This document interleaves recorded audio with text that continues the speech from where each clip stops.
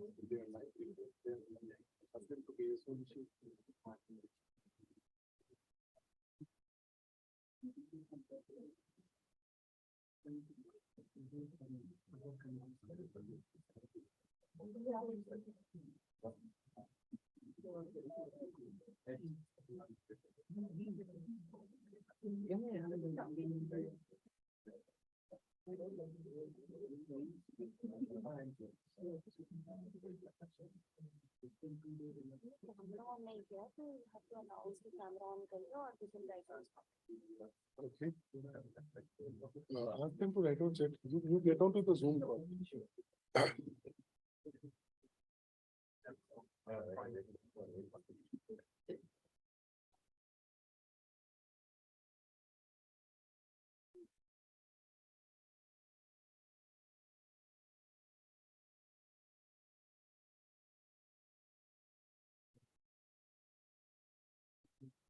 उनसे हमने एक बार बोले से शुरू करा, यशवंत जी से शुरू करेगा।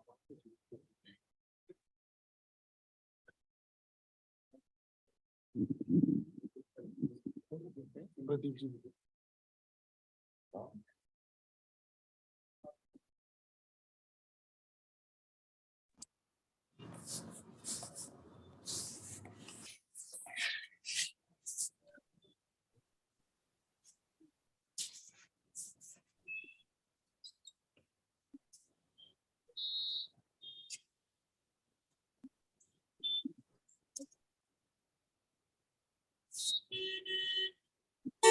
Morning, everyone.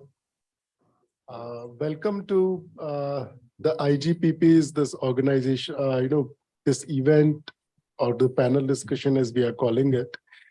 I would just very briefly tell you a little about this thing which we are beginning with this discussion today. We are calling it politics in the south of Vindhyas. What is happening is like Delhi being the epicenter of politics in the country has been kind of, a little ignorant of the politics which is happening in the south of India. And when I am saying south of India, I'm talking more in geographical terms. But if you say cultural, political terms, we would like to call it more politics in the south of Vindhyas. And the political and social character of the country on the south and north of Vindhyas, it differ quite a lot. And this is something which we want to begin with. The first session we are doing today is, in a way, is a physical session here. We have 2-3 guests who will be joining us here virtually. But then every fortnight, we would have a discussion around one of the topics, which is one of any of the states in south of India and the kind of issues which are coming up, and we would be talking more about it. So without taking much of the time, I would like to, because some of our guests are kind of, in transit and all, I would like to begin with Yashwant ji first. And I must welcome everybody. Varghese is here, Sanjay ji is here, Pradeep ji is here, and Bhageshri is here. Yashwant ji hasn't joined us yet. I'm very much here, Manish, just that I am sorry, literally at the airport. So I'm sorry for keeping my video. No, that's fine. So I think, so the very first thing we would like to begin with you only. You have come up with your ideas about Karnataka, what is going to happen in Karnataka. So I just want you to kind of, enlighten our audience. How do you see Karnataka kind of, turning up? What are the major issues you think which would be impacting, and how? Well, as you are aware that we run trackers around the year, so what I will be talking will be only from the data points that we are getting all for quite some significant number of months now. Uh, that in Karnataka we see a trend of a probable anti-incumbency verdict. And arguably, it's a routine one because Karnataka has hardly ever re-elected a government in power, and so it's a normal thing to happen. When we see a pro-incumbent verdict, generally I say that is kind of a different or something special, But anti-incumbency is a very normal thing to happen. But still, I would say one big differentiator in any election in India in the last 9 odd years that we have seen is the Prime Minister's campaign. When he himself gets into the field and tries to do, it's always a situation for his party. So that is still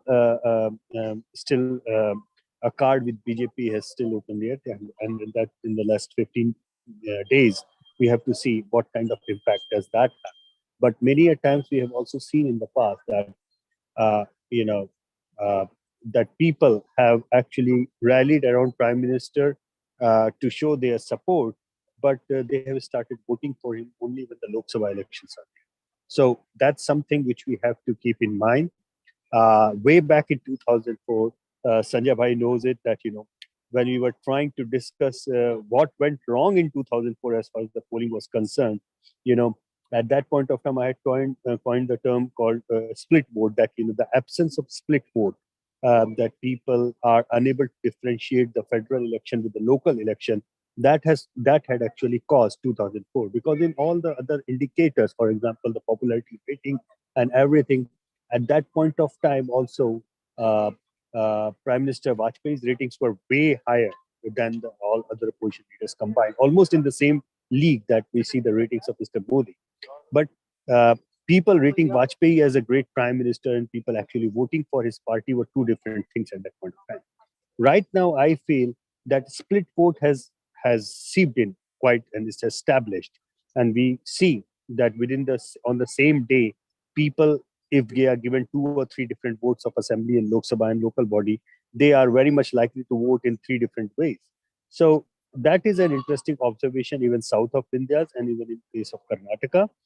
I believe if the data trends that we are getting, they are showing Congress in the lead at this point of time. It continues the way the data is showing, and even if Congress manages to get into power, I believe those numbers or those local elections or assembly election numbers should not be taken as any ground to predict what is going to happen 12 months down the line.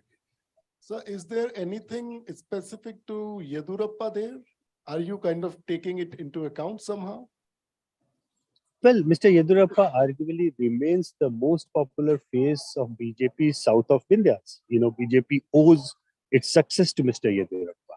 Every party needs a face. Similarly, and credit where due. I think for the BJP to replace Mr. Yedurappa before the elections and managing him well, in a way, uh, speaks a lot about the courage or the confidence that they have in their rank and file in the politics they wish to do in the coming years in Karnataka.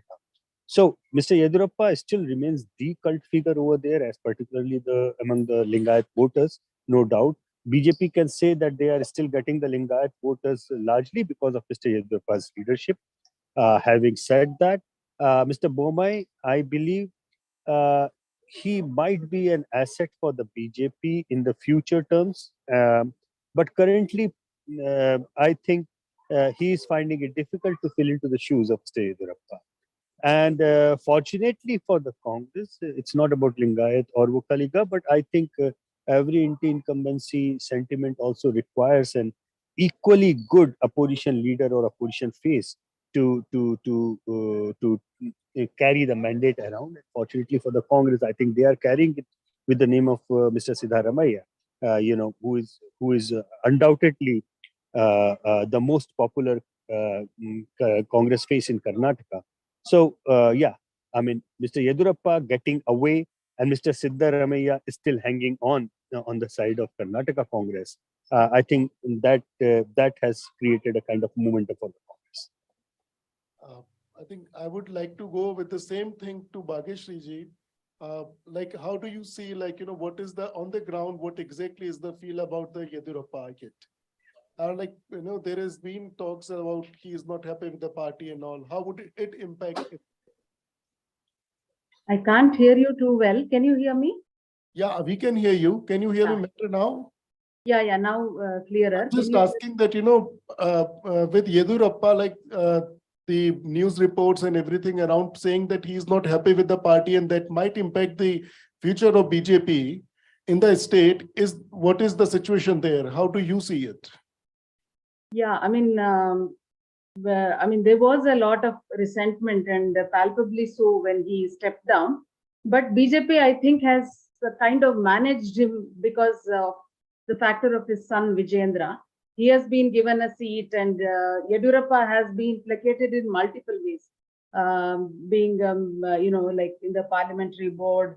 Then his secondly, his son getting a seat, and his son being projected as an important leader who can play a significant role in not just his constituency but beyond his constituency. And right now, I think as we talk, Yedurappa's stocks are particularly high because of the Lingayat rebellion factor in North Karnataka. That's something that is really bothering the BJP at the moment. Like Mr. Deshmukh said, what will happen once Modi starts his, series of campaigns, like a carpet bombing kind of campaigns over the next fortnight is something that we need to watch for. But at the moment, BJP is on the back foot because of the Lingayat factor. Jagdish Shettar, the former chief minister, and former deputy chief minister Savadi, both in Mumbai Karnataka belt, which is a very significant part for the BJP. They have left the party because they have not got tickets, and they are now contesting on Congress ticket. So there is a lot of resentment from the Lingayat faction there. And right now, Yedurappa is camping in North Karnataka. Till yesterday, he was holding meetings. So his role has been underlined by this. I mean, he has been roped in by the High Command to sort of manage the situation as far as the Lingayat factor is concerned. I think this development further amplifies his role. And as you can see in any rally, he gets the response that Yedurappa gets in the BJP, nobody else does. Certainly not any local leader. So nobody has been able to replace him as far as the Lingayat,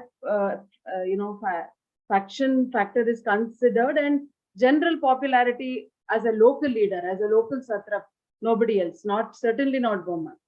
That's what I would like to add. And how is the situation in Congress on that part, particularly about like Siddharamaiah or DK Shivkumar? Like how are their satraps are doing? Especially Siddharamaiah has greater popular support. I mean, that is very, very visible. And in many of the locally done surveys also, certainly Siddharamaiah is ahead. But the Congress, Congress's biggest problem, as I see it, is the antagonism between DK Shivkumar and Siddharamaiah. I mean, like, for the longest time, the big debate in Congress has been who will be the chief minister once they come to power, or if they come to power. So that is still an unresolved question. Though I should say that as far as popularity among MLAs go, Siddharamaiah definitely is way ahead. And DK Shivkumar has a lot of other things going against him, including the number of cases he has and so on. But one factor is that Congress has to rely on him for getting additional vote share from Vokkaliga voters. That is something that they bank on, and he's also known for his ground. I mean, like the kind of work he can do in terms of mobilizing at the ground level. But when it comes to a popular face, when it comes to who gets the maximum applause in rallies, who can, get the most number of people around him, it is definitely Siddaramaiah is head and shoulders above DK Shivkumar. But is it like somebody like Jagdish Shettar and Savati, they're coming to the Congress? Is it adding to the Congress's arsenal, or it is like, it will have some impact or not? I think it will in that region particularly, and especially Savadi. They say that, I mean, he's compared to even Jagdish Shettar, Lakshman Savadi is expected to make a difference in some of the constituencies in Mumbai, Karnataka, or what is now called Kittur, Karnataka region. I think it will make some difference, but it's not without other issues. For example, in the last fortnight, I mean, in the last 10 days or so, you see, the debate has been around who has wronged Lingayats more, like Congress is trying to pitch this argument that they've wronged Lingayats, and BJP is trying to say, what have you done? You brought Virendra Patil down, going back to history and resurrecting the Virendra Patil phenomenon and stuff like that. So it's a kind of an ongoing thing between who favors Lingayats more and who has done Lingayats more harm, kind of a debate that's going on right now. And actually, BJP right now at least has no defense against why they denied ticket to Shettar, because they have not stated. I mean, Amit Shah, when he was in Karnataka last time, when that question was posed, he said it's an internal matter and I don't owe an explanation to anybody. Basically, they have not been taking into account his age or any other factors or any scandals. I mean, he had nothing against him that, that could be stated as a reason for denying him ticket. So in that sense, they're somewhat on a back foot at the moment. How much it will favor Congress is, I couldn't really predict, but currently it seems to be not so good for BJP for sure. Okay. I think Yashwanji has to catch a flight in another 10 minutes. Is there any questions for him from any of you? Any of you want to have any questions for Yashwanji? Yeah, please take the mic, sir. Good morning. Recently, I've traveled to Karnataka and I've seen some videos also that women voters are supporting BJP to a great extent. So what would be the impact in your view, sir? Well, I believe that the women voters have been a very important factor as far as the BJP's mandates are concerned, particularly in the northern region. When I say the north, basically what we now the term is called as the Labharthis. Say for example in Uttar Pradesh, if you remember the verdict in Uttar Pradesh, the back-to-back verdict was largely one it was for the Ujjwala Yojana, and the second time it was arguably not just for law and order, but also because of the toilet scheme. People do not realize that the toilets in India is not a question of sanitation, but it's a question of safety and security for females, particularly in the countryside, because majority of the sexual crimes used to happen in the countryside when the females in the rural areas used to go into the field in the wee hours, early morning hours, in the dark, or after the evening when it's dark. So those things have actually helped the BJP a big time as far as getting the female votes are concerned. Yes, there is a generic female dividend voters as far as BJP and Prime Minister Modi is concerned. However, south of Vindhyas, somehow, largely because it has been better developed than the north of India, so many things which are considered luxury in north of Vindhyas are considered necessity in south of Vindhyas. And some of the things in the Labharthi way might not have been having that kind of impact that it has impacted in the north of Vindhyas. So that would be an interesting thing to observe. But having said that, yes, female voters largely have deviated. They have started showing significant, what shall I say, significant deviation from the voting behavior of their male counterparts in many of the elections now. Earlier, it used to be only in a very, very unique ways. Sometimes when there was a sympathy wave like 1984, or the second part of the post 1990, post Rajiv Ji's assassination election part in 1991 election, or any emotive issue like, for example, the onion prices issue in Delhi Assembly in 1998, and so on and so forth. But now they seem to be voting on the real issues. They seem to be voting on the issues which really matter to them, not on the emotive issues of religion and the casteism per se. So from that perspective, yes, all across India, including Karnataka, I think the emergence of female voters as a vote bank is very critical thing to observe. Sanjay Bhai has written a lot on that, and he would probably say more on these things. But yes, it's the biggest vote bank in India now, and it has its own way of swaying the election. However, in case of Karnataka, we do not see any much of a deviation at this point of time between male and the female voting intentions, if I may say so. Simply because I guess that there is an overarching sentiment probably for change, and probably a routine election of sort.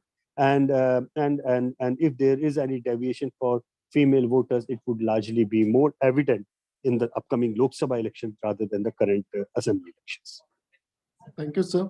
With this same question, I would like to go to Pradeep ji. Pradeep ji, can we have him here? Pradeep ji, good morning. Can we have, what are the major issues which you see, would be impacting? Like Yashwant ji is saying, the issues about things which are considered necessity in the north of India's are in the south of India's are luxury in north of India's. What are other such few factors, 2 or 3 factors can you bring in which would be impacting the Karnataka this time? Okay, so let me tell you, first of all, Access by India, we never do opinion poll.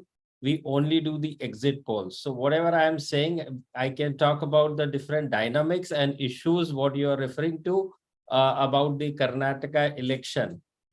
To me, 3 things are very important in Karnataka. One is the caste politics, likes of UP in North India, which is the outcome of the election is largely depend on the caste arithmetics.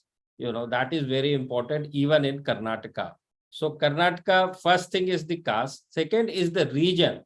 When I say region, there are 3 major regions in Karnataka and 3 smaller regions in Karnataka. These 3 major regions are Mysuru, Old Mysuru region, Hyderabad, Karnataka, and Bombay, Karnataka, what we call it. And these 3 contributes about 70% of the total number of seats. And other 3 are small, which is Bangalore region, which is Karavali region, and which is Central Karnataka. They contribute roughly about 30 seats. Now, coming to these 3 big regions, all 3 big regions, all 3 parties is having the dominance. For example, in Bombay, Karnataka, the BJP has the dominance, and Bombay, Karnataka has as many as 50 seats. And in Hyderabad, Karnataka, traditionally Congress has been very strong, and the Hyderabad, Karnataka is having about 40 seats. Now, coming to the biggest region of the state, which is the Old Mysuru, 64 seats are there, and JDS has been dominant party in this region. So the region is also playing a big vital role, I would say, in the outcome of the election. Now, coming to the caste, most of the castes are aligned. For example, Voka Ligar is aligned with the JDS. The Lingayats are aligned with the BJP. Dalits and Muslims are aligned with the Congress. The disease, and of course the Kurba, because the Siddharamaiah, the former chief minister and in the forefront of the Congress at this time also belongs to Kurba community. So that is also very important here. The decisive factor remains the OBCs. Whoever is able to get the lion's share of the OBC votes, I think is going to be, clear-cut winner to my mind. Now, coming to the tradition of the Karnataka, in more than 30 years, Karnataka is changing the government every term.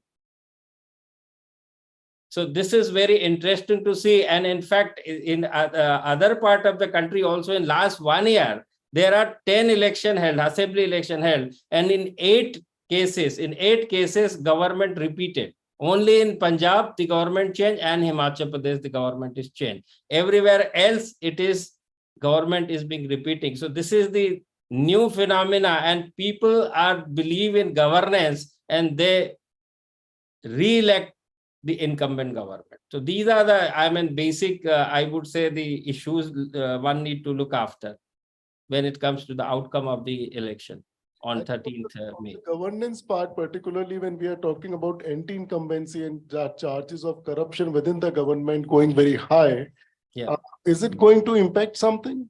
Would it make an impact? Do you think so? See, every issue definitely it impacts, but the question is how much it is impacting to. Because apart from the corruption charges or issues, there are other development program of the incumbent government is also there. So it is important to see which exceeds more. And when it comes to the corruption charges, let me tell you, though it affects, and particularly in the state, the prosperous state, I would say the literacy level is among the highest in the country. So definitely the governance issue and the corruption issue makes the difference. But that also depends. The large section of the society is depend on the various social welfare schemes of the government and how they got benefited in the run. I would say, when I say run, in the last 5 years, while voting, the voters evaluate in such a way that what the incumbent government has promised when they came the last time seeking vote, and what they have delivered on the ground, and whatever is received by them as a part of governance of the delivery. Before making a decision, voter is these days are pretty smart, well informed, so they take decision very wisely, I would say. Thank you. I think with this question, I would again go to Bhageshri ji, who is on the field. Like, how do you think the delivery of schemes and everything has worked in 5 years, and will it be impacting favorably for the incumbent government? I think there is a lot of resentment about how things have run. I mean, like, this whole 40% corruption thing is not, if you recall, it was something that Congress, capitalized on and took forward, but the allegation itself did not come from Congress. So it was the Contractors Association which wrote to the Prime Minister and, and actually initiated this whole thing. So a lot of the things like governance issues or infrastructure issues or corruption issues, I think they are resonating in the public, in the sense that it's very deeply felt at the ground level. That I think is quite strongly felt across. But the big question I think now is whether in the last leg, in the last 15 days of going to elections, whether that will be the decisive factor or not, because there are a whole lot of other things that have overtaken that. In one interesting thing in this election, as I see, is how issues have kept on shifting. Like for some time, this 40% corruption was the big talking point, and then the reservation issue came, then the Lingayat issue came, then for a while, AMF versus Nandini issue came. So the ground has been shifting very rapidly in the last run up to the elections. So for me, the interesting thing would be, yes, corruption is a real issue. Yes, developmental issues are real issues, but whether this whole debate about Lingayat caste, the Vokaliga caste issue, or this Hindutva issue, I mean, like, we should not forget that between January and June in 2022, there was a consistent campaign, one after the other, to prop up the Hindutva issue across religions. I mean, like, in the past in Karnataka, we have had communalism as a big issue, but in pockets. But what we have seen in the first half of 2022 is that it was consistent, and it was also pushed across various regions. So what we need to see is how these things, like Mr. Sanjay said, it's not going to be one factor or the other, which is a question of which factor will overtake and at which point. So corruption and development, whether that will go to the backdrop, whether culture, I mean, identity question about caste question, whether that will overtake it is, I think, the question to look for. And especially on the Hindutva question, how far it has worked in Karnataka is, this campaign has worked in Karnataka is also something that this, I think this result will in a sense test. So there'll be multiple factors, but I think that is for me an important thing that we need to look for. So you are effectively saying that the election is not in a way decided yet. There is another which is there, and it might shift anyway. Yeah, I think so. Yeah, like for example, the local BJP unit is banking very heavily on Modi. I mean, there is a lot of trust deficit in the local BJP unit. So there is a big hope that Modi and other central leaders, especially Modi, coming and doing several back-to-back campaigns will make a big difference. See, for example, yesterday Modi began, Yogi Adityanath began his campaign from Mandya, which is the Vokkaliga heartland. I mean, they're focusing in a big way in Mandya and the rest of South Karnataka region, which has been quite resistant to, I mean, it's been a fight between essentially Congress and JDS in that entire belt. BJP, I mean, like, if not this election, they have a long-term vision for that region, I think, and they're working towards it. And you see their presence in a big way in that region. So these are things that we don't know yet which way it will go. They hope to make some gains in the JDS heartland, but I'm not sure it will happen this election because some things have gone well, some things have really backfired, like the Tipu issue backfired quite badly in South Karnataka region, I think. So these are things we need to watch for.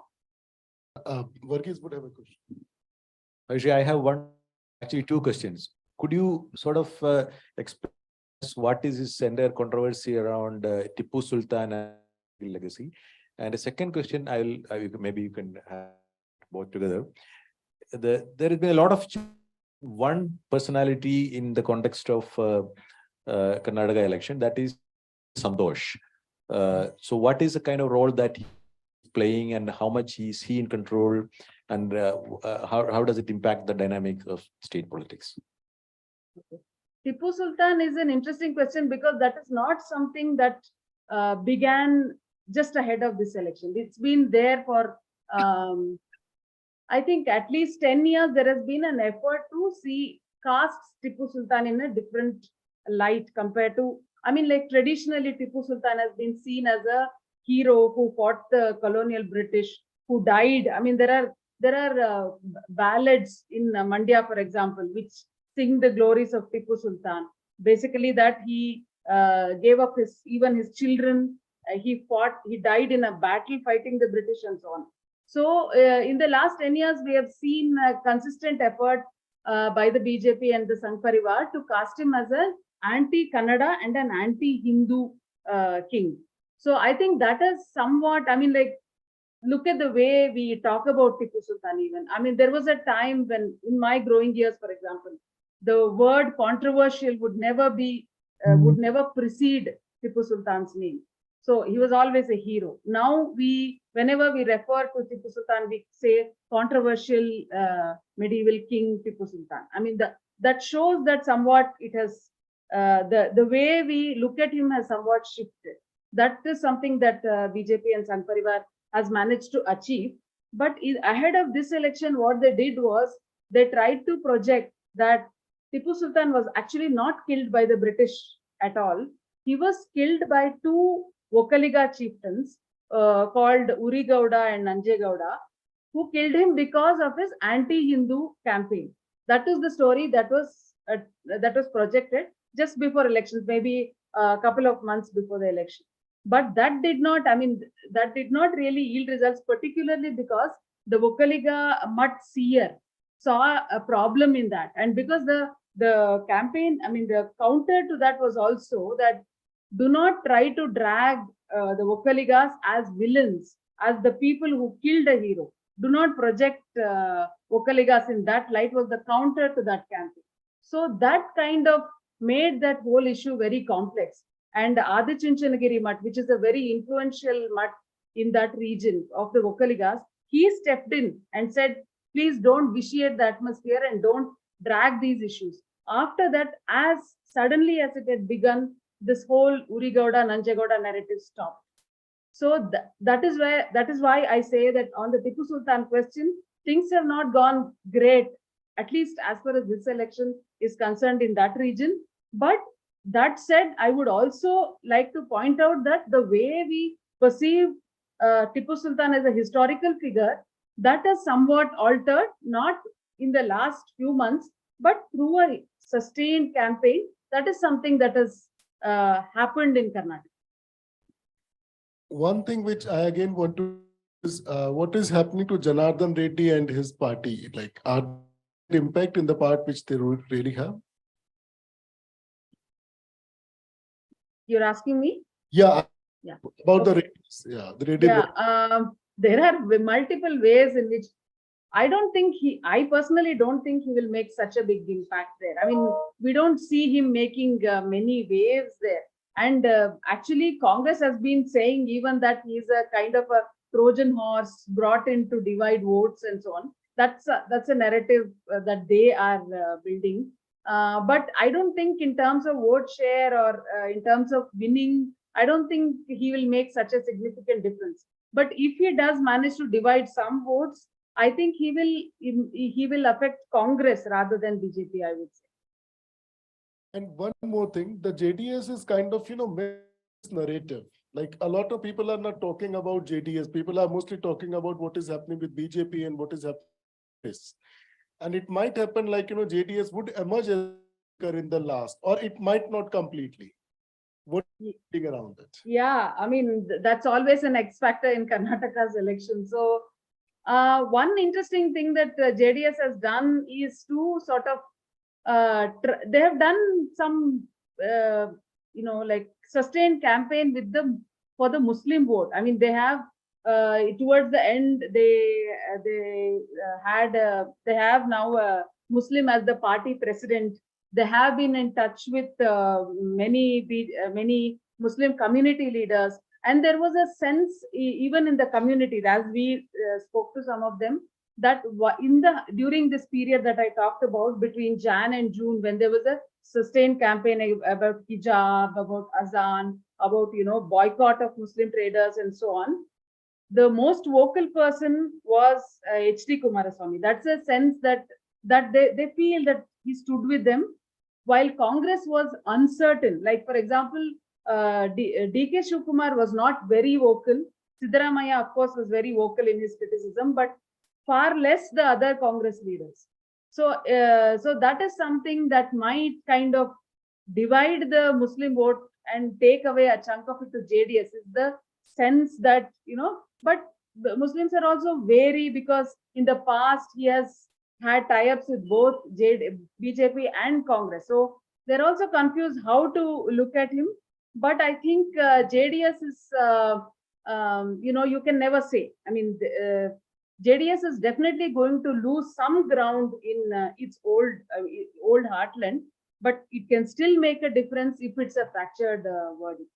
That is something that we always have to give to JDS. I now want Sanjay ji to come in and kind of let us know about what are the major issues which we think should be there, and which are there in elections in this state.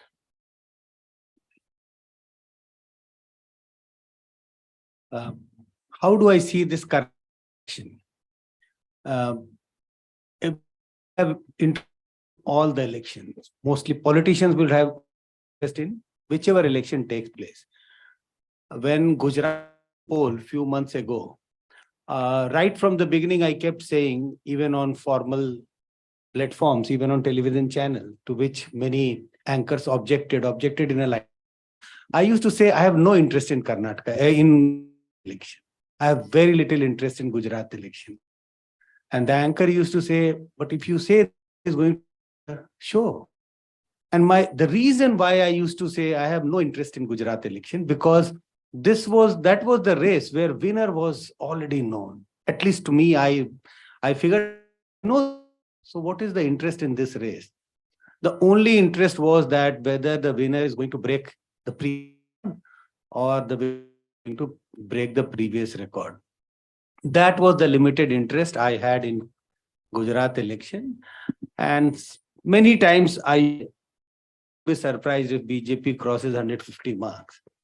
Now, if I look at Karnataka, Karnataka is entirely different from how I saw Gujarat election. Karnataka is emerging as an interesting election. First question, is there a, or do I see it as an election, what Gujarat? No, it's certainly not Gujarat election. It's not maybe some other state. But there is a real contest in Karnataka. That's how I see election as of today. We keep talking about walkovers last 10 days when Prime Minister Modi is going to, that can make a difference. I will talk about that also a little bit. But as of today, I think there is a real contest in Karnataka. The question which Mani is posing, and we also keep saying about that, why we don't JDS in this narrative. The whole narrative is about BJP and Karnataka. I would also focus more on BJP and Congress, because I think the real this time, as an earlier election also, BJP and Congress, not that JDS will be completely marginalized, but my own sense is that JDS vote share is down by a couple of percentages. They have always had vote 16 to 20%. I don't see going on the higher side of 20. They may get roughly 15-16% vote. So I think the discussion on JDS is not in the center of discussion, because if I see this election, 2023 Karnataka election, it is really a contest between BJP and Congress. How do I look at the entire election? I think the entire election is between national and local. It's connected to everything, every factor which I look at. Versus national. Let's first talk about. We see two kinds in Karnataka elections. The local issues which Bhagi about, and the local issues are shifting. You know, we were talking this whole issue of Nandini versus Amul, and then reservation issue, and then Tipu Sultan. So the two contestants for power, BJP and Congress is trying to pick up the local issues, and BJP would like to shift the narrative, shift the election campaign on the national issues, because national issues would give BJP an advantage, or in whatever position they are at this moment. So national issues is will be to the advantage of BJP. More localize the election, that will be to the advantage of Congress. So issues, two kinds of issues. We are still to hear big national issues into the campaign. I think maybe in a couple of days' time, we would start hearing about nationalism, national pride. So lots of big national issues. Congress, as I said, the advantage for the Congress, if the election remains centered around the local issues, that will be to the advantage of Congress. Big question on, can Prime Minister Modi turn the election narrative into a national issue? I have no answer to that question. We have seen Prime Minister Modi doing that in several elections, but I think there is a difference. In the Hindi heartland state, it is much easier for Prime Minister to do that, turn the narrative in the national scene. In the southern state, we are talking about south of Vindhyas, where people speak a different language. And also, there is slight disconnect. I'm not saying that south is entirely different from north, but there is a slight disconnect. So it's not going to be very easy for Prime Minister Modi to change the narrative or change the whole issues into a national, the election into a national issue, I think elections are going to be largely contested on the local issues. About the leadership, again, what goes to the advantage of Congress? The local.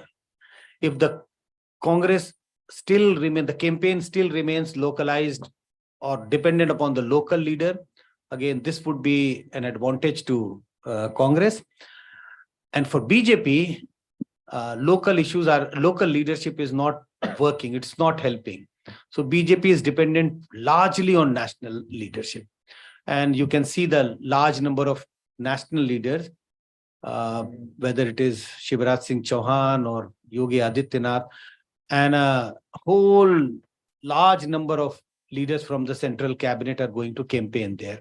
Not new about Karnataka, they do it in every election, but I think the dependence of the Karnataka BJP on the national leadership is far more in Karnataka compared to many other states, because we know that there are local issues with regard to the local BJP unit.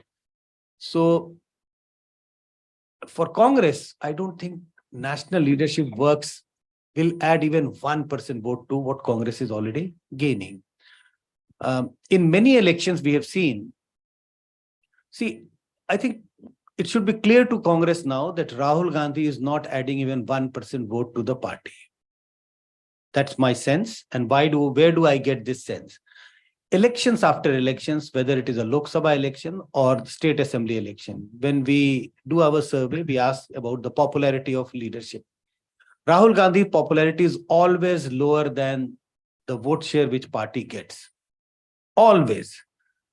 And if we look at Prime Minister Modi, his popularity rating is always higher than the vote share which BJP gets.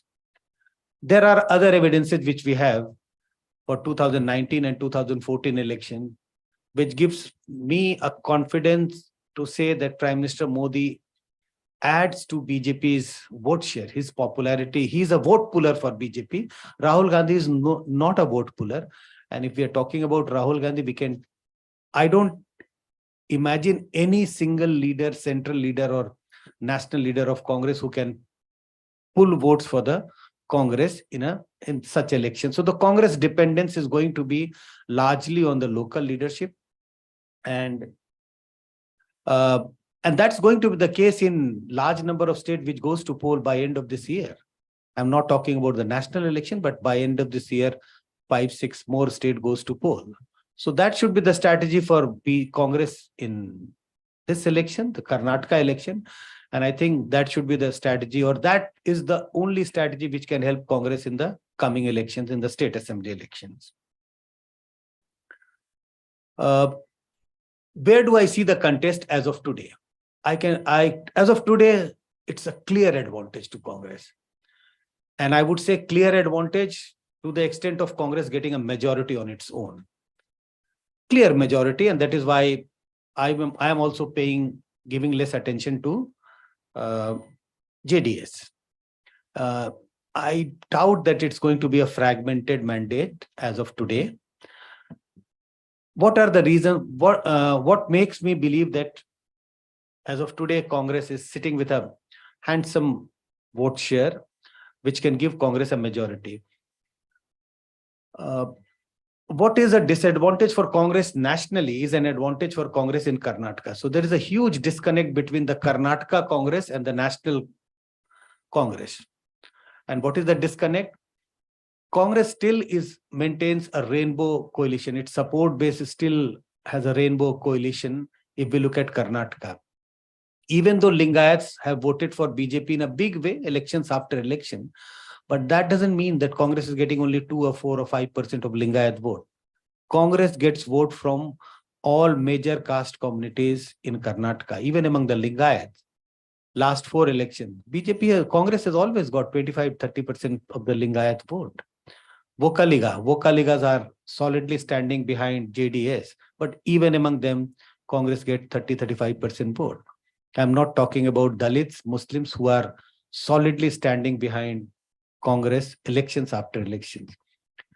Muslims are roughly 10% of the population, and 70% of them have voted for Congress elections after elections. If we talk about the Dalits, which are roughly 15-16% of Karnataka's voter, even among them, 60% have voted for for Congress elections after election. There is no reason for me to believe that why these voters are going to shift away or move away from Congress in this election, because this is an election where they think on the ground they would realize that Congress is in a strong position. Muslim vote might get more polarized in favor of Congress because they are looking at an opportunity where Congress is in a position to defeat BJP.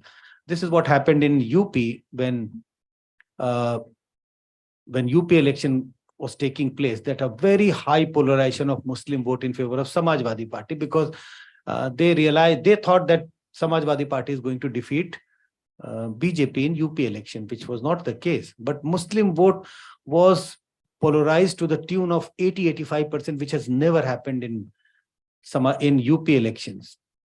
Not even in other states we have seen such a high polarization of Muslim vote in favor of the party which they realize is going to defeat BJP. So my own sense is that the Muslim vote is going to be more polarized in favor of Congress. And since Congress has as I mentioned, it has a rainbow coalition in terms of support base. Also remember, Congress, even when Congress lost election in 2018 and 2008, Congress vote share has always been higher compared to BJP's vote share, always. 2-3% vote higher. Last election, 38% to Congress. We all know that. We have been talking about that. And 36% to BJP. Even if we assume a uniform swing, which is not the case, some regions you get more votes, some region you get less vote. Congress only need 3% vote, 3.5% vote, 4% vote. More votes compared to what they polled in 2018, and this can give Congress a comfortable majority, which is in the range of 115-120 seats. This seems possible given the ground situation which Bhageshri and others were talking about, because they are on the ground. They have a better sense of what is happening on the ground. But looking at from a macro perspective, I think that should be possible. A lot of issues about corruption, a lot of issues about the local issues. Role of defectors, I don't attach too much of importance to defectors shifting from one party to another. If this has happened 6 months back, I would have given a lot of importance to that. But look at large number of who are these defectors. People who have not got the ticket, they have moved to Congress. This helps the party in creating a perception. So the perception on the ground, I think, is yes, Congress seems to be winning election because look at large number of people shifting from BJP to Congress. But if you look at state by state, if you remember what was happening in West Bengal at the time of West Bengal Assembly election, large number of people from TMC has shifted to BJP and was creating an atmosphere as if BJP is winning election, which didn't happen. So I don't attach too much importance to role of defectors, but that doesn't mean that what has happened in Bengal might happen in Karnataka also. It has created a perception, positive perception in favor of Congress. The defectors have shifted. But I think Indian elections are all about party-based voting. Unless until you are a really, really tall leader, you don't carry voters along with you. So I think to end, I would say this is a good election for Congress to win. Congress is in a very good position to win the election.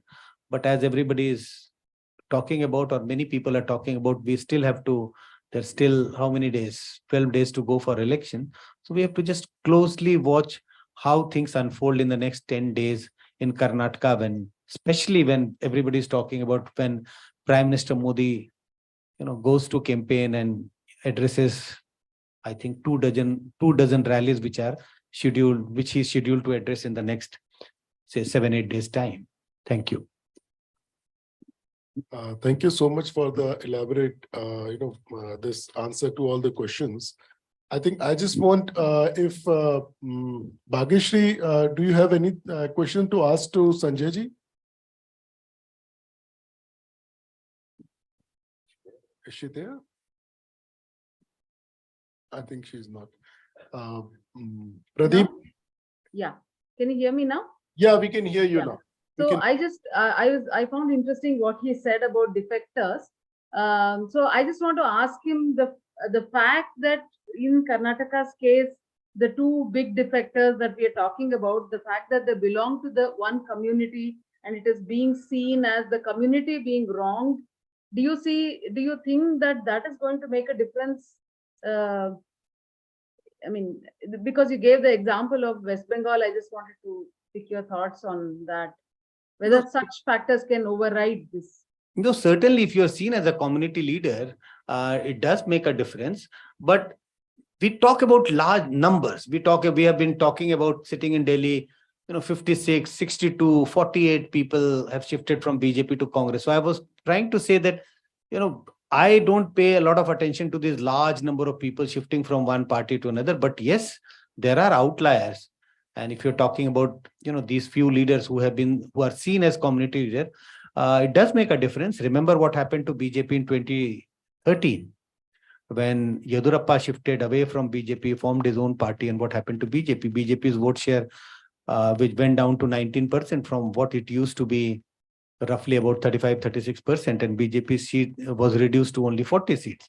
Even it went down to number 3 party. Number 2, JDS emerged as the number 2 party. So it makes a difference. I'm not saying that it makes no difference. If you are seen as a community leader, certainly you carry weight among your community votes. Anything else, Bhagishri, you want to ask? I mean, 2013, I mean, like since you mentioned the KJP factor, the one big reason for Congress emerging the way it did was the split in opposition votes. So such a thing is not there in the present election. So even earlier, if you look back at the history, 89 and 99 and all, every time Congress has come to power, there's been some kind of split in the opposition vote. So in this election, that is not happening. So how do you view that? I mean, how does it weigh against Congress? No, certainly we keep talking about index of opposition unity. So if there was a split in BJP, it would have been a cakewalk, and I would have been saying I have very little interest in Karnataka election, like I used to say about Gujarat, because Aam Aadmi Party there was also in Gujarat was there present there to cut into Congress vote share. That's not the case. So it's not a cakewalk for Congress, but the point I'm trying to say is that Congress is in a very solid position. It's a very commanding position 10 days before state goes to poll. And there are lots of things which goes to the disadvantage of BJP. If we are looking at how BJP has run the government in Karnataka. So yes, it is not a situation of 2013. I did mention 2013 about, it was in response to your question, what happens if the leader moves away from party? Do they carry voters with them or not? And I did mention that if you're seen as a tall leader of a community, then you do make a difference. And that was the case in 2013 when Yedurappa left BJP, formed his own party. So Yedurappa's party polled roughly about 12-13% vote, and BJP's vote share went down to 19%. So it is the situation in 2013 is not like situation in 2023 is not like 2013, but certainly I think BJP is not in a very commanding position in Karnataka. Does anybody have any question for Bhagishri or for something like first for Bhagishri? Anything? A question for Sanjay ji. Yeah, okay. That we can. Yeah. Okay. So, first of all, I congratulate you and IGPP for bringing in these voices, which are, I mean, authority on Karnataka election and overall Indian politics. We could see Yashwant ji, then Sanjay ji. These are all voices. These 2 hours will be best spent on, I mean, listening these people who are working on Karnataka election, and this will be very enlightening for me. My question is that usually these assembly elections are also fought on Modi factor. So how important is Modi factor in Karnataka election? This is for mainly Sanjay ji, Pradeep ji, and Bageshri. Should I respond? No, as I said, if you look at the Modi factor in state assembly elections, we see a clear trend. And what is that pattern? Between 2014 and 2017, 18, up till 2018, the Modi factor worked very well in favor of BJP, whether it is a Lok Sabha election, assembly election. After that, there is a diminishing return. Now, even Modi factor in state assembly election is not as effective as it was in 2014, 15, 16, even in the North Indian state, Hindi-speaking states. If we talk about Modi factor in state assembly election, non-Hindi speaking state, it has not been very, very effective. It is less effective. It's far less effective compared to Modi factor in the state assembly election in a Hindi speaking state. And there are a large number of non-Hindi speaking states. Gujarat is an exception. So it has an impact, but not to the extent as it has in the North Indian Hindi speaking states. Bhageshri, would you like to answer that question about Modi I factor? would like to just add that the Karnataka unit of the BJP is banking very heavily on him, also because of where they stand. I mean, they're in a very bad position right now in terms of corruption charges or governance or whatever. So they hope that his campaigns and his image, his whatever, is going to overshadow these things and bring votes to them. So it's that, I think, for it's the reliance of the local unit on him that I think I would like to highlight, to add to what Mr. Sanjay said. Pradeep ji, how do you see the Modi factor kind of, coming in terms of numbers? Like, Yeah, so I'm just extending what Sanjay ji and Bhagyasri mentioned. See, even in southern state of Karnataka, but it is again depend on the Lok Sabha and Vidhan Sabha election. In last 2019 Lok Sabha election, can you believe that?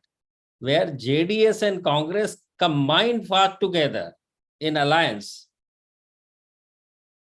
they could win only one seat each of 28 seats, one Lok Sabha seat by JDS and one by Congress, And BJP could win 25 and, Mrs. Amrish won another as independent, but supported by BJP, didn't feel the candidate over there. So BJP winning 26 seats out of 28.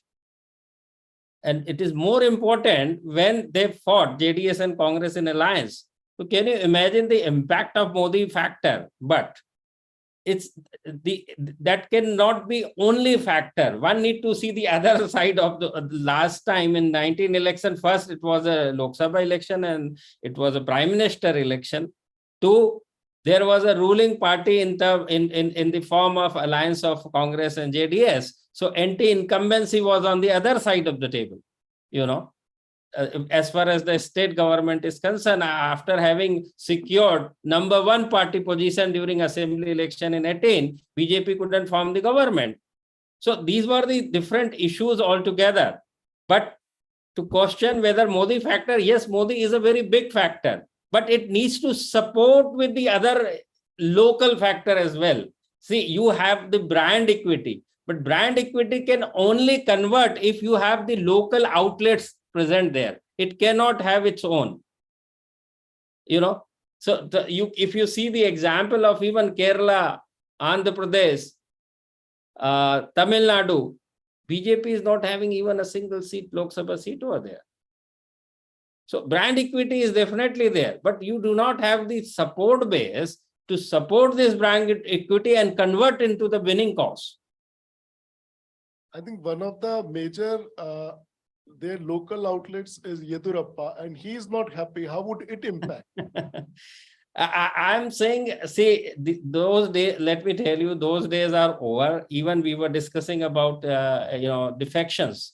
People are switching the sides, and I fully agree with Sanjay ji. It doesn't bear anything these days. Those days are over. In these days, people, it's all about people, like how they think and whom they follow. So even in Hindi they face लोग अपने पिताजी की बात नहीं सुन रहे हैं, तो अब लीडर की बात कौन सुन रहा है आज की डेट में? Unless you carry, unless you are really, making some difference or impacting their lives on a daily basis, no leader has that kind of bearing who carries the votes along. We have been talking about the Subhendu Adhikari. Can you imagine the kind of leader he is? What happened in Bengal? Same Swami Prasad Maurya, the biggest OBC leader in that sense. What happened? He could not win his own seat in Uttar Pradesh. So these defectors and leaders, those days are all over. Whoever bring the value proposition to the voters, they will go with them. This is my take. Thank you, sir.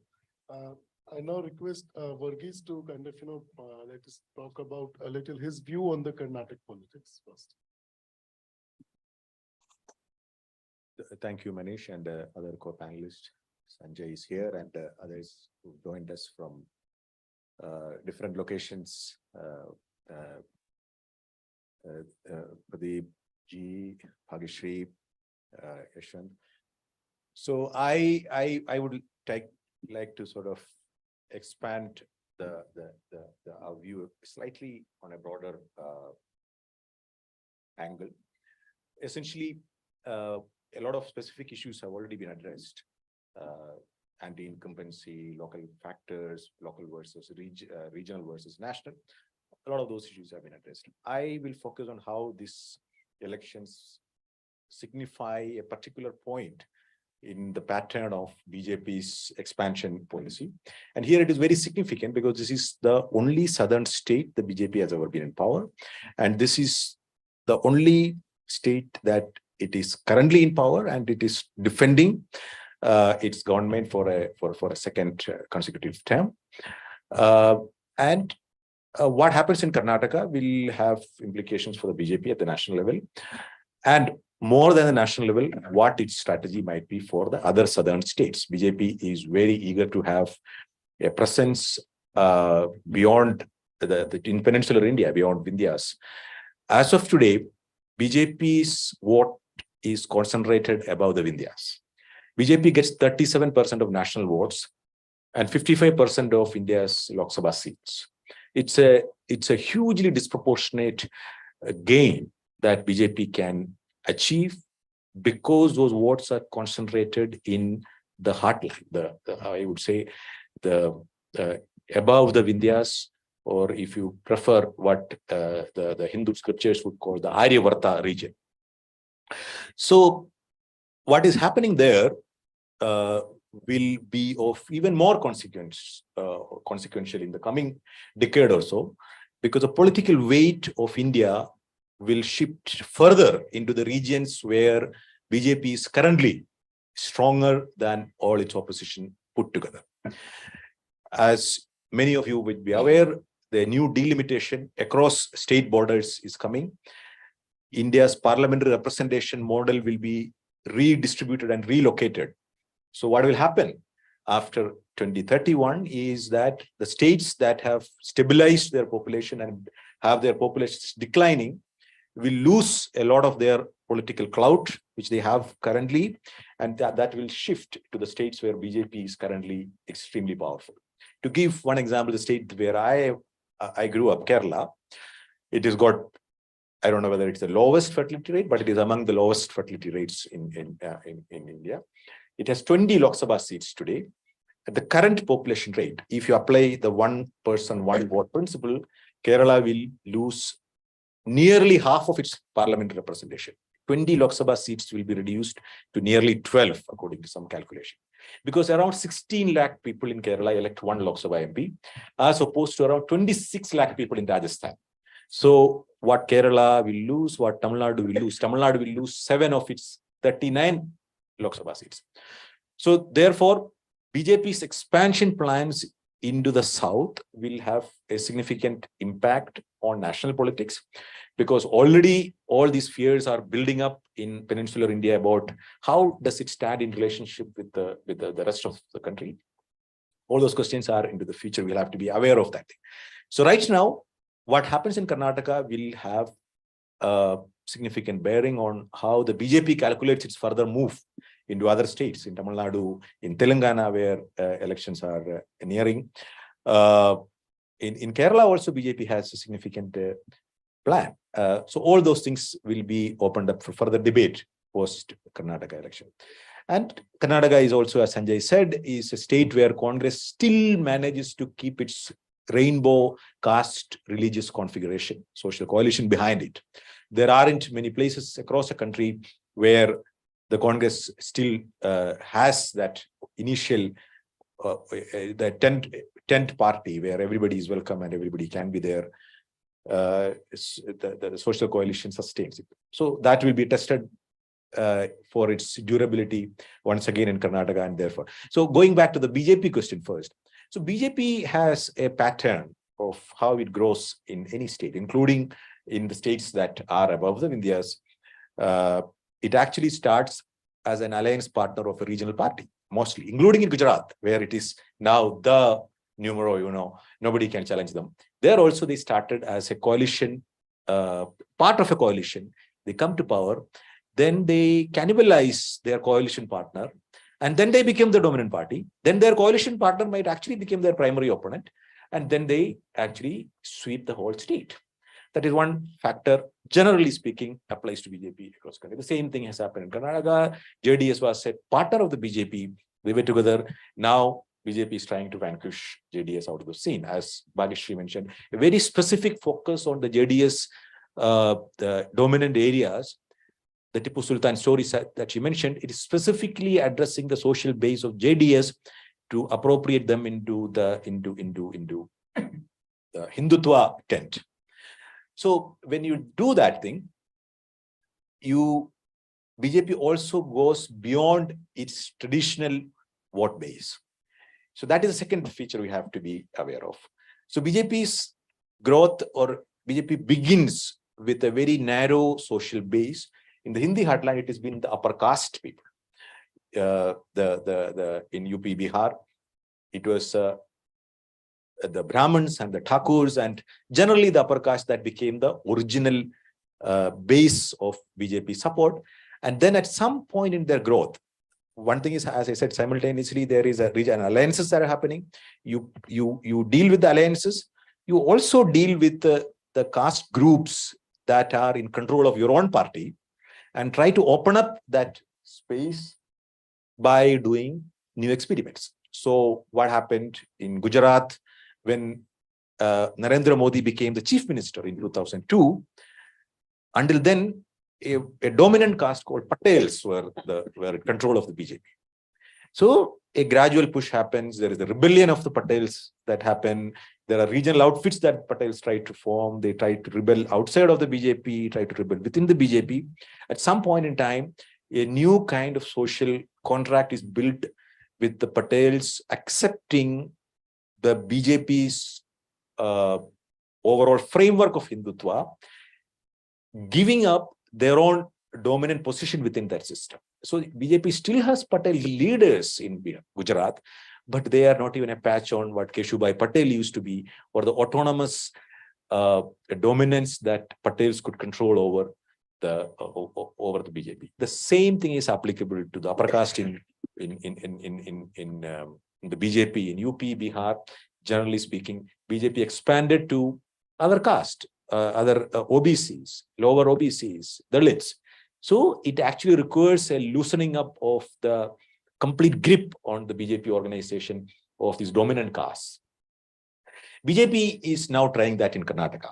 BJP in Karnataka is primarily been dependent on one single caste, which is the Lingayat caste, whose leader is B.S. Yediyurappa.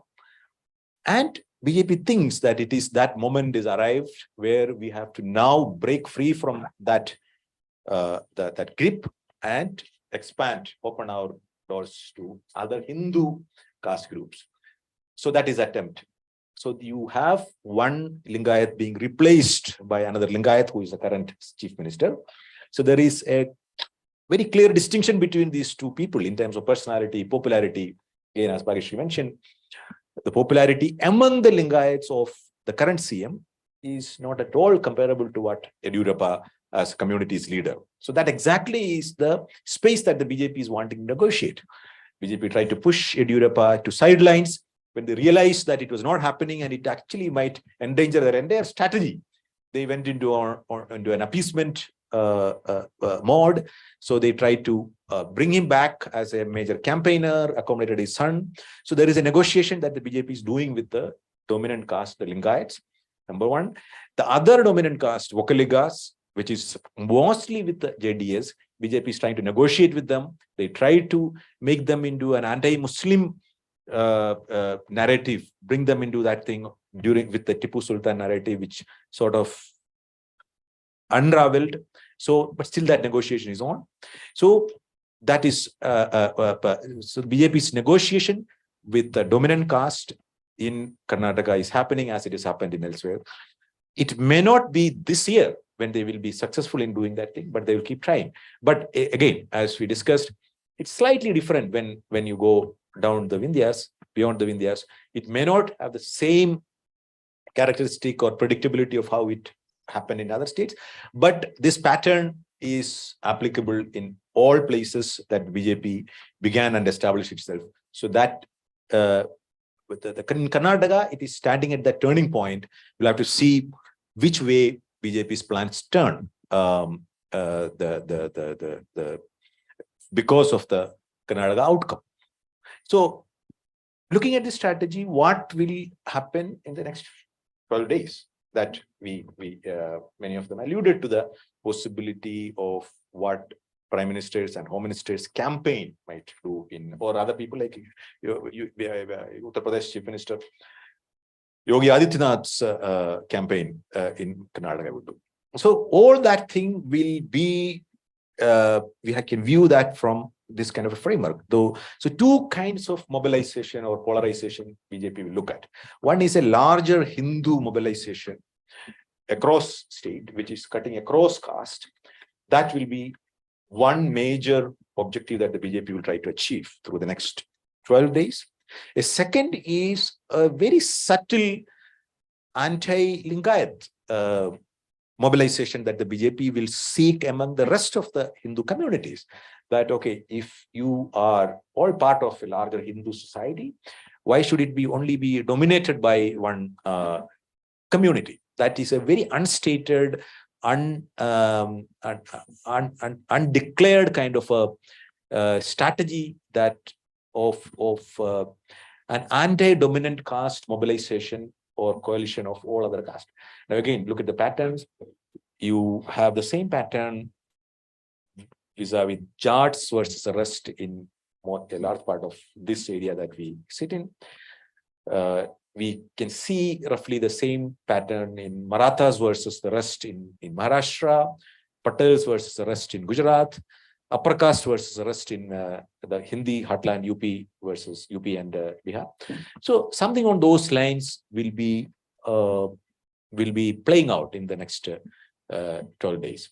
So these are the broad points from the BJP's angle, BJP's perspective. From the Congress's perspective, Congress has leaders from various communities. That also brings in a whole lot of challenges because all of them are ambitious people. All of them are offer something to the table and then demand maybe proportionate or disproportionate rewards for doing that. So Congress will have to negotiate that. And the Congress is also looking at an era which can broadly be termed the family era, the post-Nehru Gandhi family era. Regardless of the current popularity or otherwise of Rahul Gandhi, it is very clear that the recent family member who at the moment can be an additional vote catcher for the Congress party.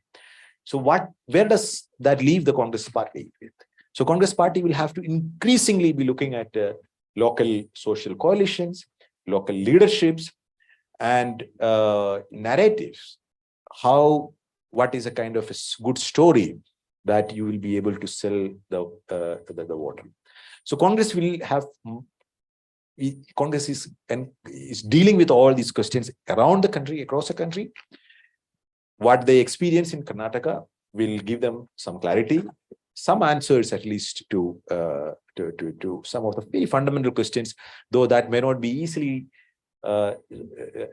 sort of portable to other states, because every state has its own social dynamics and political equations. But broadly, these are the questions that both national parties will be are confronting as we speak in this very critical state of Karnataka. And one point that I'll very quickly add to, which is a general point, Karnataka is very critical to the general India story, because that is a big growth center of India.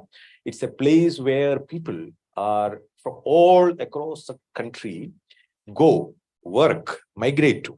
So Karnataka has though Karnataka's native population might have actually reached a replacement level or below replacement level demographic trends, it's a state that takes in a lot of immigrants from other states, particularly from the north. So this BJP versus the regional parties versus Congress will also have other dynamics from a demographic perspective as well. I don't want to get into that thing. It's a longer debate, but just as a point of interest, for those of you interested, these are points to actually be aware of and noting right now in the context of the ongoing Karnataka campaign. I will stop there, and if there is any question, I'll be happy to. Thank you. I think I would like Pradeep ji, do you have anything to you want to talk to or ask Varghese about?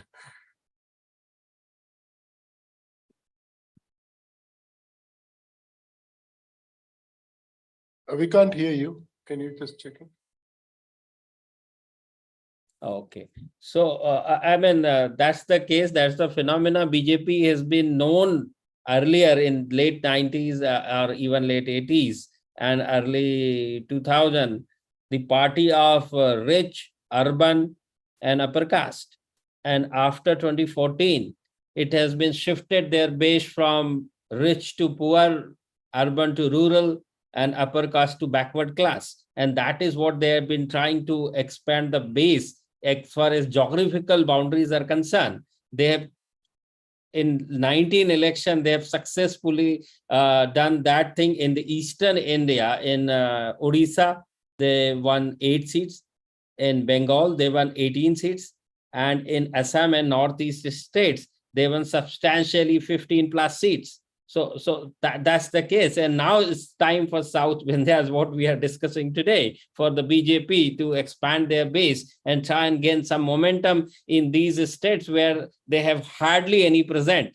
But that is the time-taking process for any party, for that matter. It takes at least 20 years, which is the case even in Aam Aadmi Party. What you see, slowly they are increasing their base from one state to another state. So this is how it goes, which is pretty clear and obvious, I believe.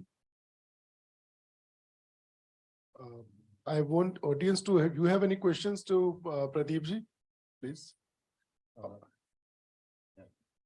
I have a small question, sir. Yeah. How do you see new voters who have joined this time to vote? And do you see young aspirational India? Because PM always says that we are now an aspirational country and we are moving towards 5 trillion economy. So how that is going to play in terms of voting, the young voters and the new voters? Yeah, that is also when you say young voters and new voter, if you talk in terms of India per se, I would say the young voter is more tilted towards BJP than other opposition party overall, all India level. But if you talk about the state level, where particularly BJP is in power, and if they don't see the kind of value coming in as far as the youth aspirations goes, then they try and shift their attention to the opposition, because they can only have what is called hope. So if they are not getting something from the incumbent government in a state level, they shift their focus to the opposition. And they, again, it's just a matter, any election for that matter, it's a matter of hope for them, So this is how it, in national level, the things are different, and on a local level, things are different. Depend on what kind of government and what kind of governance level are. So just So the discussion centered around the welfare and governance. I think we are, in my opinion, we are overstating the case here, because if you look at welfare, it's an apolitical thing. Every government, every state government of India has a welfare program which covers practically everything. So there is no debate on that thing. Nobody is opposing welfare. If you look at from DMK to CPM to TRS to BRS to YSRCP to NCP to TMC to BJP, you take 10 schemes and tell me the difference between these parties in terms of the schemes that they offer. Filch, zero. It is a saturation level of welfare politics that Indian politicians have gotten into. So that's a settled debate. So therefore, what is actually the determining factor in a political choice that you make? Again, I would say welfare should come intuitively much lower than other factors. And what are those other factors? All politics is about building a collective. It is not about it as transactional as something that, okay, I get this thing and I therefore so there is a theory that, okay, there's a consumer citizen model where everything is a transactional thing. Aam Aadmi Party perhaps believes in that thing, and it has already hit its saturation level. When you have a complex state like Punjab to govern, its limits have been hit already. So anyway, the point therefore is that to analyze and understand an election, we need to actually focus on how these social formations shift, how a new collective is being formed, how an existing a social contract between various communities, various regions are being renegotiated for a new political formation. These are the more critical questions that I think are worth paying attention to, because welfare as an instrument of political mobilization that is lost its, there is no distinction I can find between political parties on that point. Can I reply to this? Can I answer to this? Sure. Ji. See, we need to see what are the government for. What's their role? And when you say these welfare, no, it's not only the welfare. That is the very reason why any people elect the government for. It's not only welfare, you are giving freebies. Just imagine. The water supply, 70% of the population lives in rural India. What is the level of tap water? Zero. No tap water before 15 years back in rural India.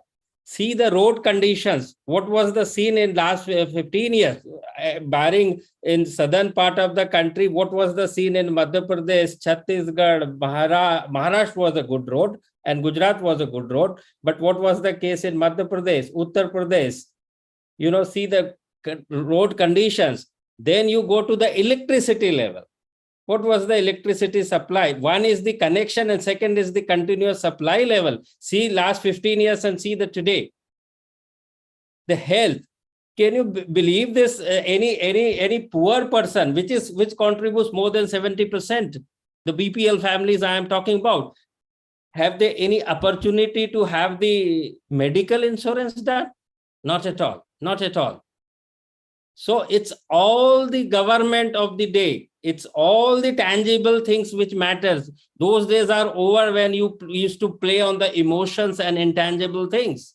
These days they see what they have received as a concrete. The voter vote like an agreement between politician and voter. What are you promising for and what are you delivering to? Those days are over when one, sarpanch or the jamidar used to say this way and whole, village used to vote in his direction. Those days are all over. People are educated enough. See the education level. See the communication level. See the technology level. Who has done it? Who is responsible for this? So in those days, West Bengal government used to repeat, see the level and state of the West Bengal, or for that matter, Odisha. Where are they? Vis-a-vis the other states. So it's all about governments and it's all about tangible thing. Let me tell you very categorically, and I'm very, very clear about this. on this based on our study among the voters. Would you like to answer it, Mukesh? No. let Mukesh, me you have answer. your question. Yeah, Pradeep ji is right in some extent, but in Karnataka, these things may not work like in UP. I have met several people in UP who were earlier voting for BSP, hardcore BSP supporter. But when I started talking and when they opened up, they said that they got their house built. So this time they will vote for BJP. So they don't speak openly, but these things do matter. If somebody gets his house made, if somebody gets a pakka house and other these schemes, they certainly change their point of view and voting pattern. But in Karnataka, Varghese is somehow, right that these schemes and these welfare schemes may not matter as much as in UP or in other states. Pradeep, Yeah, so you rightly said that in every state there is a level. See, it's all about that 100 vote cast in Uttar Pradesh. 80 people is depend largely on government of the day. Their livelihood is dependent largely on government of the day, whether it's a school or whether it's health, hospitals or electricity or water. They are 80%. Now coming to the Karnataka, that 80% reduced to below 50%, so definitely there is going to be that much difference. And the Karnataka is a prosperous state, but it's not that road, electricity, water, there are some aspirational thing. What you're talking about, the governance, the infrastructure, the employment, the industry, these are all also government things. You cannot see in solos the governance. That social welfare scheme is also part of that. And building the infrastructure and getting the industry or the the continuous supply of electricity, these days technology, internet, etc., public transport, the metros, these are all part of government. Whatever is the need of the hour in that particular state, that needs to be fulfilled. So it's all delivery only. What else? What else? I think we agree on it. There is another question here. You have a question? Please get a mic. Thank you so much. My name is Akshay and I'm from Delhi, from Assam. So I wanted to ask, we are talking about politics in south of the Vindhyas. So I wanted to know how BJP's strategy was different in Karnataka, that they were able to get inroads into the politics there and not in the other states like Telangana or Kerala per se, or for in Tamil Nadu. Their efforts have been similar or they are different, or how they were able to penetrate into Karnataka as a state first, then any other state in south of the Vindhyas. Sanjay ji, Pradeep ji, would you like to? Yeah, Bhageshri, is she there? Pradeep ji, would you like to answer that question? Okay. So it's all about the relationship one try to build in and get their trust in their favor. That's how any political party functions. And for that, the first thing is that to communication. How do you communicate? So when it comes to southern India and when it comes to the BJP particularly, BJP is started in Hindi heartland, So, and most number of their leaders are Hindi speaking and less number of people in regional language speaking. The first thing is that the language thing, you need to communicate what are you coming for or what is your value proposition for the voters. So that is where the BJP lacking behind, and slowly they are getting momentum in Eastern India also. If you see the most part of the Assam for that matter, and large extent in West Bengal, the leaders coming from other parties, sometime Congress, sometime TMC, sometime left parties, very rare with left parties shifting these sides. So you try and build, that's what I call it, outlets, the cadre. So it takes time, and it takes, I'm very clear on my mind, 20 years, the day you start and the day real benefit coming in as far as the political equity coming in, it takes 20 years, whenever you start, whichever party you start. So BJP has that disconnect, particularly as far as the language, which is the first thing to connect with to anybody for that matter. So BJP strategy is very clear, try and build some kind of roads in these states. And because Karnataka is a border state, and that is the reason why you see the BJP is very strong in Bombay, Karnataka region, because the large section of the population is able to understand and speak Hindi. That is the precisely reason, the difference in northern part of the Karnataka and southern part of the Karnataka. And the extreme one is the Tamil Nadu and Kerala, where BJP has at this point of no Lok Sabha presence.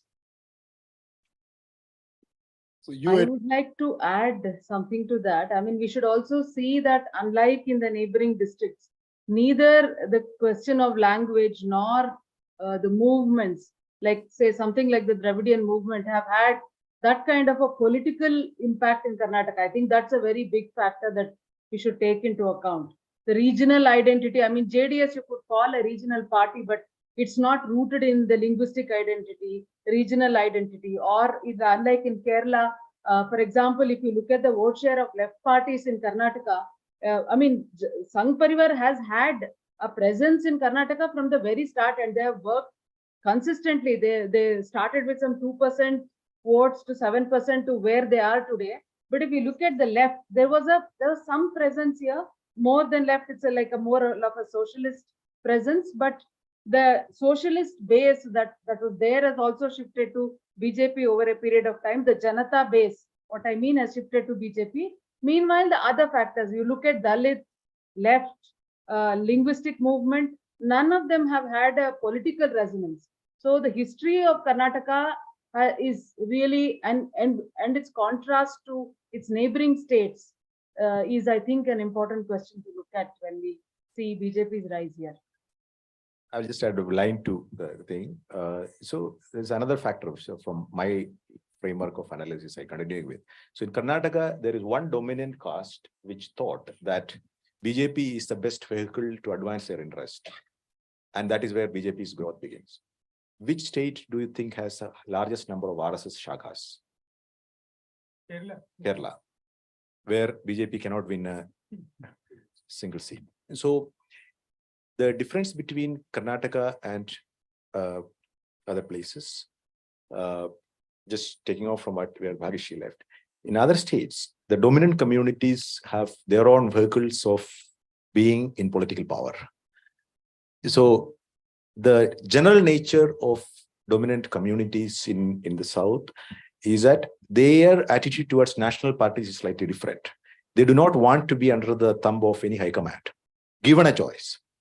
So breaking that thing is a long, protracted process. Congress had that arrangement earlier, and the Lingayats' own alienation from the Congress has a long history. They moved to similarly, nothing is happened at the moment in Tamil Nadu or in Andhra Pradesh or Telangana. But there is an opening that the BJP sees that because of the current stage in the Dravidian politics is in Tamil Nadu, it is also in a point of transition. So maybe BJP has a lot of hope there. No, I think another factor would be, if you look at the other southern states, there are state regional party which has a pan-state presence. Look at Tamil Nadu, DMK, IDMK, look at Andhra, look at Telangana, but look at Kerala, look at Karnataka. So the regional party, because there's Congress, JDS, but JDS presence was only limited to the southern Karnataka region. So there was a fertile ground. The other factors still remaining there. That one community decided that why not, support a party which may take care of their interests better compared to Congress. But I think the other reason, one more reason, is also there was a vacuum. The vacuum was in terms of presence of a party opposing Congress having a pan-state presence. BJP capitalized on that vacuum. And now we see the kind of BJP we have in Karnataka at the moment.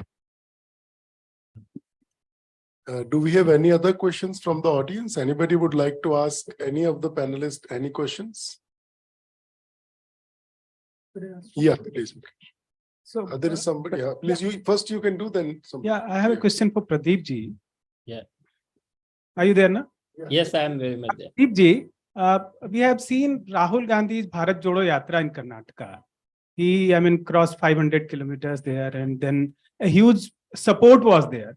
But Sanjay ji is saying that Rahul Gandhi will have, very less or zero impact on Karnataka Assembly election. What's your opinion?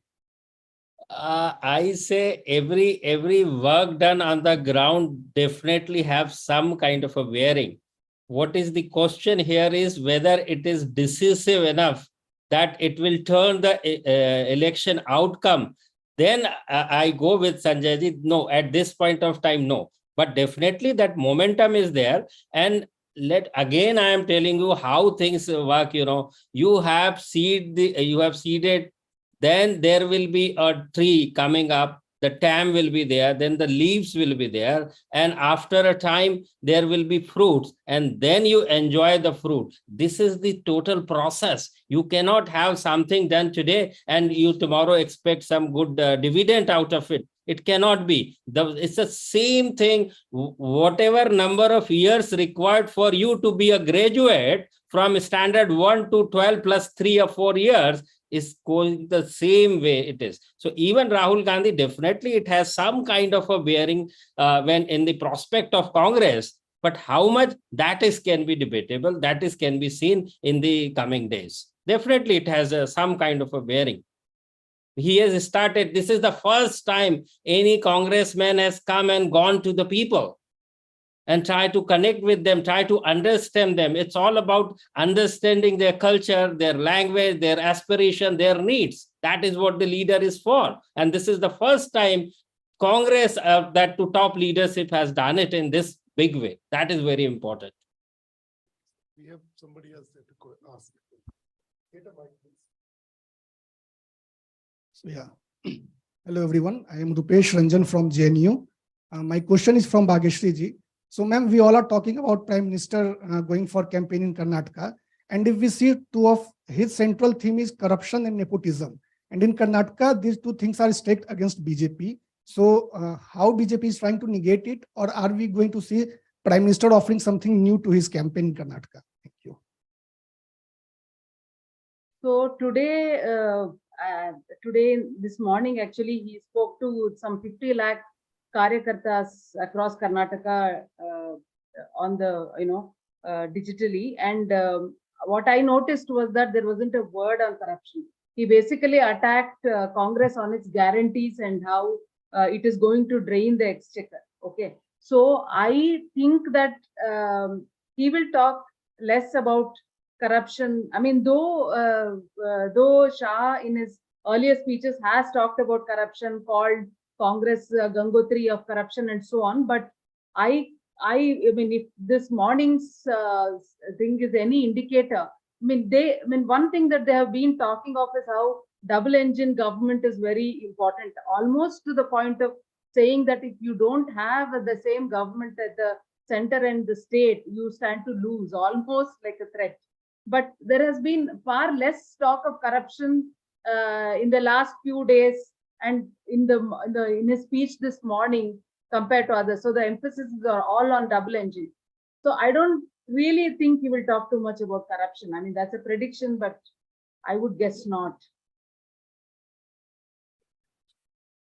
Anybody else? Yeah, please.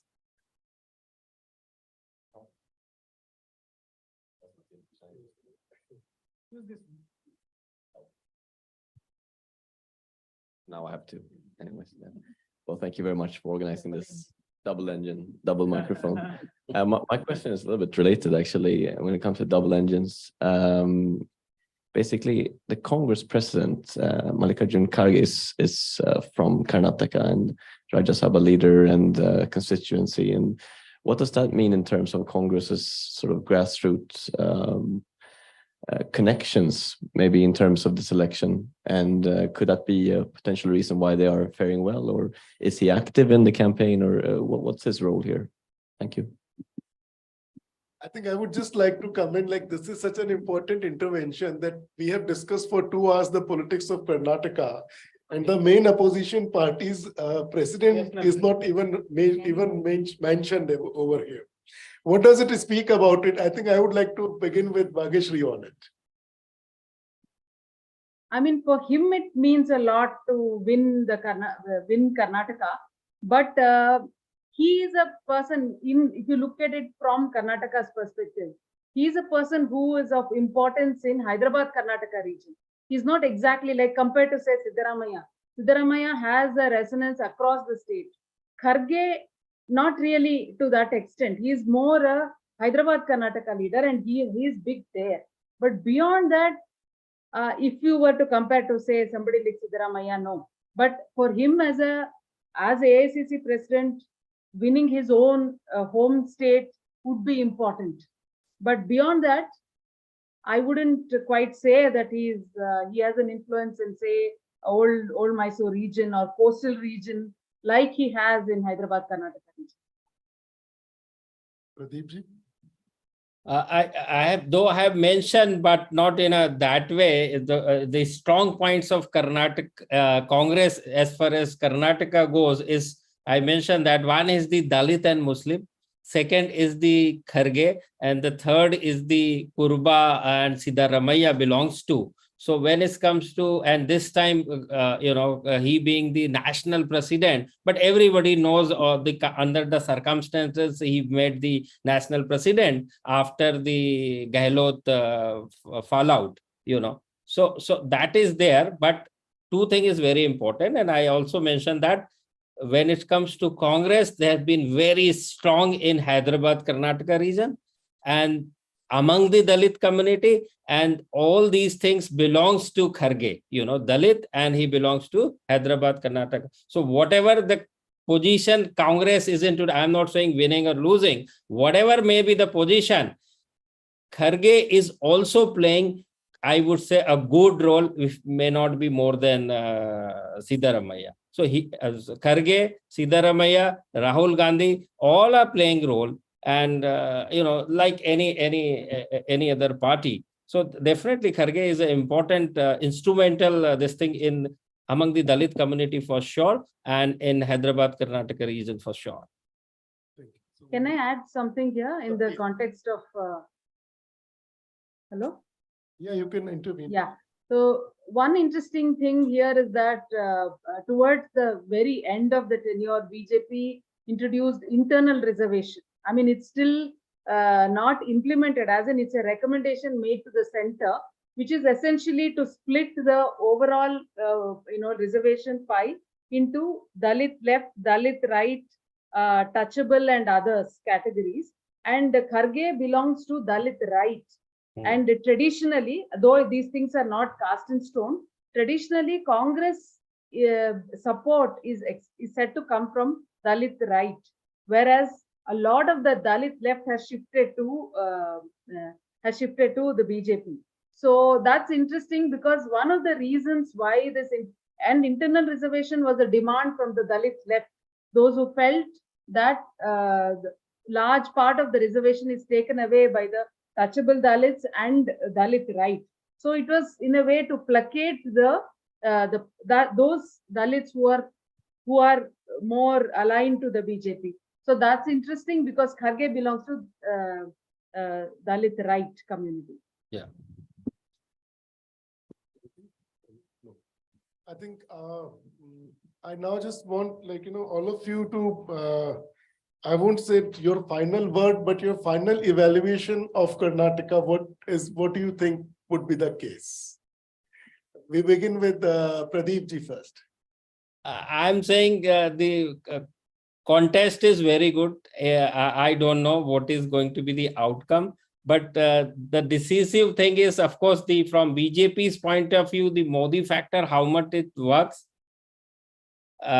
And from JDS point of view, as usual, the Vokaligas and the old Mysuru region only, and the best strike rate is their 20% vote and 40 seats. Last time also in alliance with BSP, they won the same number of votes and same number of seats. So they are definitely going to reduce. There's not a single % doubt on that. Now coming to the Congress this time is enjoying the anti-incumbency, the strong anti-incumbency and traditional nature of Karnataka. Every 5 years, the change in government, and also the Kharge being, national president, emerged in this after last year. So these are the point for the Congress they should look for. That much I can say, and there is a good contest we can see, on the 10th of this May. Bhageshri, what is your final evaluation if we can ask you to?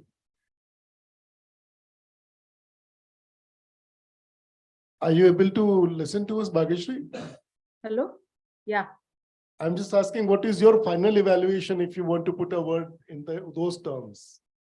I have nothing more to add really, just that we wait and watch, because there are so many things that are being, I would say, tested, like the Hindutva push or BJP's push in, South Karnataka region. These are all like untested things. So there is a lot to look out for and watch. That's what I would say. Thank you. Sanjay ji? No, I think my assessment has not changed during last 2 hours, and I have stated very upfront clearly that Congress seems to be enjoying advantage at this stage. So I would stick my neck out. At 10 days before election, Congress has a clear advantage. I would say clear advantage. Well, just to add to that point that he made. So the next 12 days, we have to see how mortal the combat is going to be, how BJP will be fighting for survival and keep that territory at all costs, for one, and to see whether the Congress, which is already actually taken Sanjay ji very seriously and gone into a complacent mode already, will be able to be up to the task, or will they be able to fight back? These are the things that I personally, as an observer, would be eager to see and watch. Yes. And their best weapon is still has not, utilized Modi factor. Modi has not done any. Yes. Thank you so much with this discussion. I think in the final evaluation, we come to a halt to this discussion and see what happens on the 10th and what comes out on the 13th. So how it goes, we will see to it. Thank you everyone for being present here. I must thank my panelists like Pradeep ji, Bhageshri, Yashwan ji is not here now, Sanjay ji and Varghese who took time out and are being present here. I'm so grateful to all of you, sir. Thank you very much for having me here. Thank you. Thank you. So much. Thank you. I request all of you to kindly join us for lunch once we, come out of that room. Yeah, we have that time to discuss, if you want to have any conversation with Sanjay ji, Varghese or anybody. Out of syllabus questions I think Kashmir, my home state. Do you think there will be elections in Kashmir?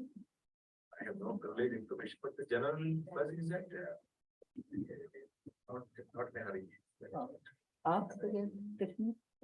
नहीं announce तो उन्होंने कहा था कि कश्मीर में होगा question mark है बड़ा. Nobody knows except a couple of people. I was Unlikely, no?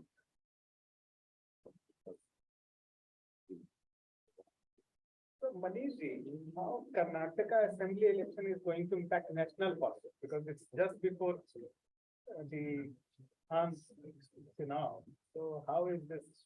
I think it depends largely on one thing, the BJP, as it's been run by both centrally and the Sangathan Mantri, Rashtriya Sangathan Mantri holds a big role.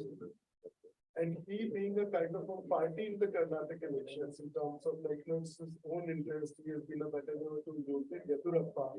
The last time Yedurappa out of the party was because of him largely. And it is it depends on how does it go from here. If they lose it badly, would there be an impact on him or not? I think that would be one of the biggest factors for the coming. See, it is like a class in a school. So there is a student who is all the time failing. So if he actually manages to pass one exam, that becomes a very important event for her. That is in the context of Congress. Perfect. And there is a student who is always topper. If he loses, if he becomes a failure in one exam, that affects his morale. But that doesn't mean that that student is going to fail in the next coming election. That's about BJP context to Karnataka in 2024. Perfect.